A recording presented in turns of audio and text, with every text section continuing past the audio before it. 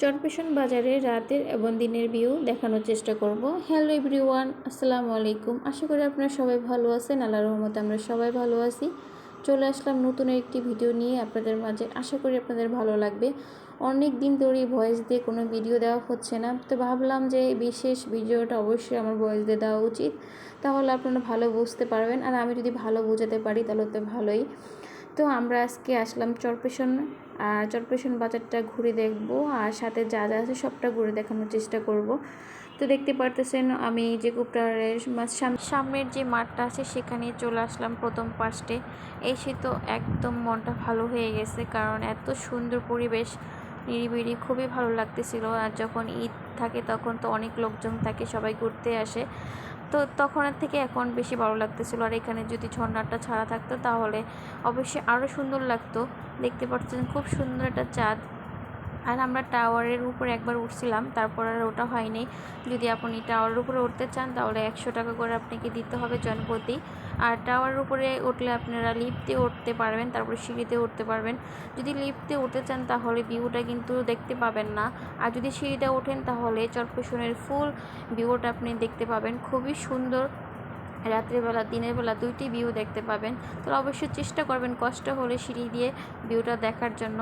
তা আমি আপনাদেরকে সেই সিঁড়ি দিয়ে ওঠার ভিউটা অবশ্যই একদিন দেখাবো, আজকে আর দেখালাম না, নেক্সট কোন ভিডিওতে অবশ্যই দেখাবো। তো মসজিদের আশপাশের ভিউটা দেখতেছিলাম, আপনাদেরকে দেখাতেছিলাম। অনেক সুন্দর। এখানে সবাই দুষ্টামি করতেছিল, বাচ্চারা ব্যাডমিন্টন খেলতেছিল। তাহসিনকে তো আমি নিচে নামিয়ে দিছি খেলার জন্য। সে এখানে বসে বসে জিজ্ঞাসা করতেছে মাম, সে পানি দেখলেই মাম বলে। সে ছোট ছোট দুষ্টামিগুলো আমার খুবই ভালো লাগে। এখানে তাহা মসজিদের ফুল ভিউটা দেখানোর চেষ্টা করতেছে।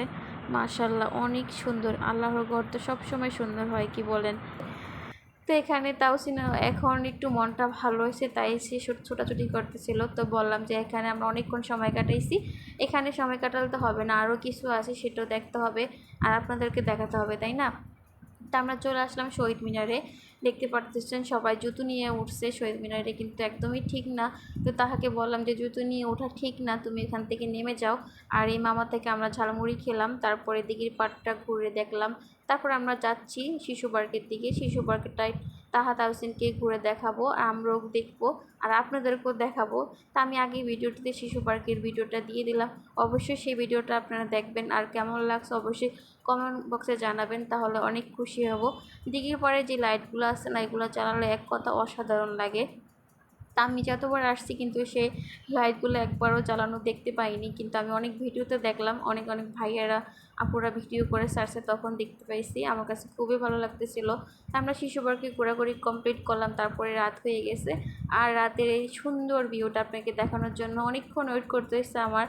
দেখতে পারতেছেন কতটা সুন্দর। একবার হলো ঢাকার থেকে আপনারা এখানে আসবেন, ঘুরে দেখবেন আমাদের চরপেশন কতটা সুন্দর।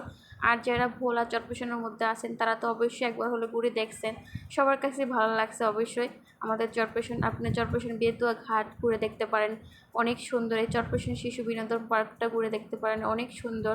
আপনাদের অনেক অনেক ভালো লাগবে। আমার তো খুবই ভালো লাগছে, আমার মেয়েরও খুবই ভালো লাগছে। তো যে যাই বলুক, আমাদের চরপেশন বাজারটা এক কথা অসাধারণ। আর দিঘির মধ্যে এই সুন্দর ভিউটা দেখতে হলে একবার হলো আসতে হবে। তো আজকের ভিডিওটা কেমন লাগছে অবশ্যই কমেন্ট বক্সে জানাবেন। যদি ভালো লাগে অবশ্যই এটা লাইক করতে ভুলবেন না। আর সবাই অনেক অনেক সাপোর্ট করবেন, সবাই ভালো থাকবেন, আমাদের জন্য দোয়া করবেন। আল্লাহ হাফেজ।